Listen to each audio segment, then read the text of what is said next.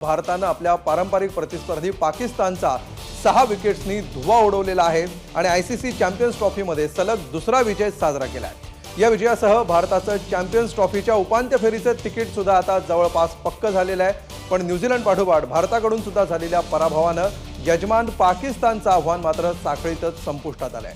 या सामन्यामध्ये भारतीय गोलंदाजांनी पाकिस्तानचा डाव 241 धावांमध्ये गुंडाळला आणि इथेच त्यांनी निम्मी लढाई आपण जिंकलेली होती। मग विराट कोहलीनं वनडे कारकिर्दीतला आणखी एक सर्वोत्तम रेकॉर्ड केलं, आणखी एक सर्वोत्तम शतक साजरं केलं आणि भारताच्या विजयावर शिक्कामोर्तब केलं। त्याने 109 चेंडूमध्ये 7 चौकारांसह नाबाद 100 धावांची खेळी उभारली। विराटनं श्रेयस अय्यरच्या साथीनं तिसऱ्या विकेटसाठी 114 धावांची भागीदारी रचली। त्याआधी त्यानं शुभमन गिलच्या साथीनं दुसऱ्या विकेटसाठी 69 धावांची भागीदारी रचली। श्रेयस अय्यरनं 56 आणि शुभमन गिलनं 46 धावांची खेळी केली।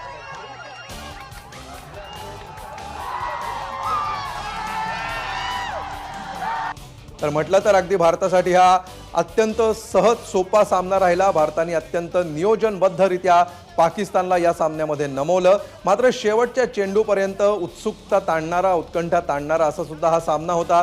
शेवटच्या चेंडूपर्यंत विराट कोहलीचं शतक होतं की नाही याची सुद्धा एक सगळ्यांना उत्सुकता होती, उत्कंठा होती। भारत सामना जिंकणार आहे हे शेवटच्या काही ओव्हरपूर्वीच आता स्पष्टपणे दिसायला लागलेलं होतं। मात्र भारताचा विजय आधी होणार की त्या अगोदर आपलं शतक पूर्ण करण्यामध्ये विराट कोहलीला यश येणार याची एक उत्कंठा क्रिकेटप्रेमींमध्ये होती। मात्र शेवटच्या बॉलवर दोन्ही गोष्टी, भारताची दोन्ही स्वप्न, क्रिकेट चाहत्यांची दोन्ही मनीषा पूर्ण झाल्या आणि शेवटच्या चेंडूवर, ज्या चेंडूवर टीम इंडियाने विजय मिळवला त्याच चेंडूवर विराट कोहलीचं शतक सुद्धा झालं। दुबईमध्ये हा विराट शो आपल्याला बघायला मिळाला। 100 धावा नाबाद 100 धावा विराट कोहलीने केलेल्या आहेत। 111 चेंडू त्यासाठी त्यांनी घेतले, यामध्ये 7 चौकार मारले, एकही षटकार विराट कोहलीने मारलेला नाही। विशेष म्हणजे एकही 6 न मारता केवळ 7 चौकारांच्या आधारावर, तेही 111 चेंडूंमध्ये 100 नाबाद धावा करण्याचं कमाल विराट कोहलीने केली। आणि त्याचबरोबर सामना जिंकून देण्यामध्ये एकहाती जो लढा विराट कोहलीने दिला, एक बाजू विराट कोहलीने लावून धरली। रोहित शर्मा तंबूत परतल्यानंतर विराट कोहली मैदानात आला आणि विराट कोहलीने अगदी भारताला विजय साकार होईपर्यंत मैदानावर त्यांनी मुक्काम ठोकलेला होता। श्रेयसची दमदार इनिंग बघा। 67 चेंडूमध्ये श्रेयसने 56 धावा केल्या, यामध्ये 5 चौकार आणि 1 षटकार त्यानं ठोकला। अधिक माहिती घेऊया, आमचे प्रतिनिधी सुनंदन लेले सध्या आपल्या सोबत आहेत। सुनंदन, टीव्हीवर मॅच बघतानाच इतकी एक्साइटमेंट होती, अगदी शेवटचा बॉल, त्याच्यामध्ये विजयाचा षटकार, त्याचबरोबर विराट कोहलीचं सुद्धा शतक, अगदी शेवटच्या क्षणापर्यंत उत्कंठावर्धक राहिलेली ही मॅच, कसं वर्णन कराल या सामन्याचं? मित्रा, दुधात केशर आणि दुधात साखर दोन्ही पडलेलं आहे। विजयी मिळालेला आहे। शेवटच्या चेंडूवरती विजय मिळवताना शतकही पूर्ण झालेलं आहे, पण ते होणार होतं हे माहिती होतं, कारण विराट कोहली याच्या चॅम्पियन आहे।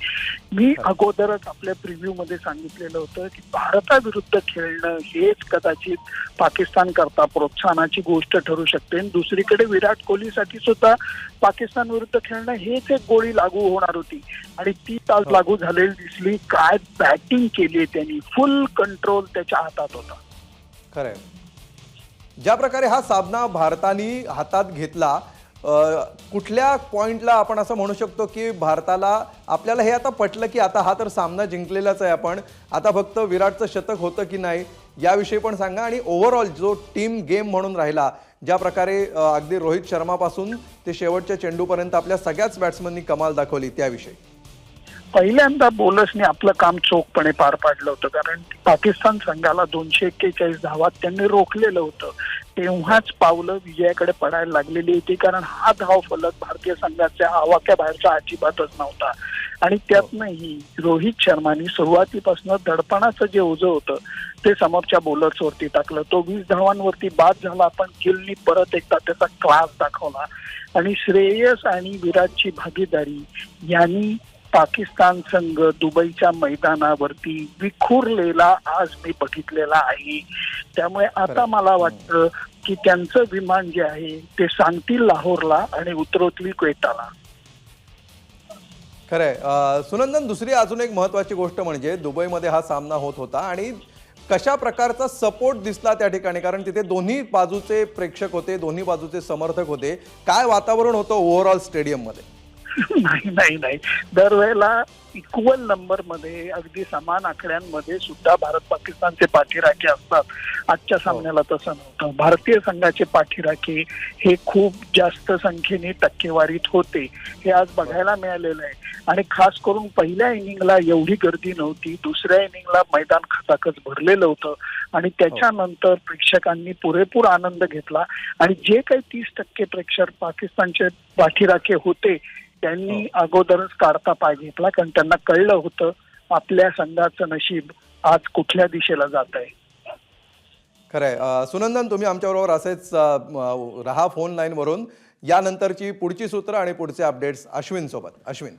धन्यवाद अमोल. तेव्हा दुबईच्या मैदानामध्ये एक शानदार विजय साकारलेला आहे. चॅम्पियन्स ट्रॉफीमध्ये सलग दुसरा विजय, सेमीफायनलचं तिकीट पक्क आणि पाकिस्तानला पराभूत करून हा शानदार विजय साजरा. सुनंदन लेले सर थेट दुबईहून आपल्यासोबत आहेत. सुनंदन लेले सर, 111 चेंडू 100 धावा नॉट आउट, ज्याच्यामध्ये फक्त 7 चौकार, म्हणजे एक डिसिप्लिन्ड इनिंग होती विराट कोहलीची. आणि ज्या पद्धतीने त्याने खास करून तुम्ही जसं म्हणालात की जी पार्टनरशिप झाली श्रेयस अय्यर बरोबर, तिथे कुठेतरी पाकिस्तानने मॅच सोडल्यासारखी वाटत होती. अश्विन, आज त्याने कुठला धोकाच पत्करला नाही. मोकळ्या जागेत बॉल मारला, पळून धावा काढल्या, त्याच्यात तर तो तरबेज आहेच. एवढ्या गर्मीमध्ये सुद्धा हा माणूस शेवटपर्यंत भयानक वेगाने पळत होता. त्यामुळे चौकार हे फक्त 9 होते, त्याच्यातला सर्वात मौल्यवान चौकार हा त्याच्या शतकाच्या पूर्णतेचा होता. त्यामुळे आज त्याची जी खेळी होती ती संपूर्णपणे वर्चस्वाची होती. संपूर्णपणे जे सूत्र होती त्याने ती स्वतःच्या बॅटमध्ये स्वतःच्या हातात ठेवली होती. खरंय. आणि त्यासोबतच जसं मगाशी आपण उल्लेख केला की ज्या पद्धतीने गोलंदाजांनी एक पाया रचला, कारण एक मध्ये पार्टनरशिप झाली होती आणि त्याच्यानंतर ज्या पद्धतीने विकेट्स काढल्या ठराविक अंतराने, कुठेतरी तिकडेच मॅचची ग्रिप आपल्याकडे आली होती बॉलर्समुळे.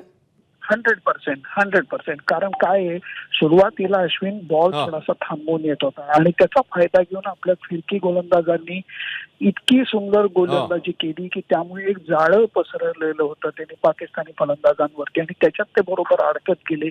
दर थोड्या वेळाने विकेट जात राहिल्या. रिझवान आणि आयुबची जर का पार्टनरशिप सोडली तर नंतर त्यांचा डाव खुशदिलची खेळी सोडलं तर अगदी गडगडलेला आहे. आणि त्याच्यानंतर आपल्या बॅट्समननी कुठलीही घाई घिसड न करता आरामात विजय हातात घेतलाय.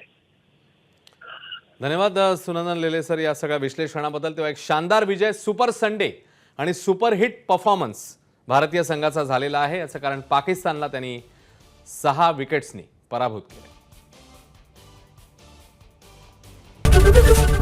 एबीपी माझा, उघडा डोळे बघा नीट.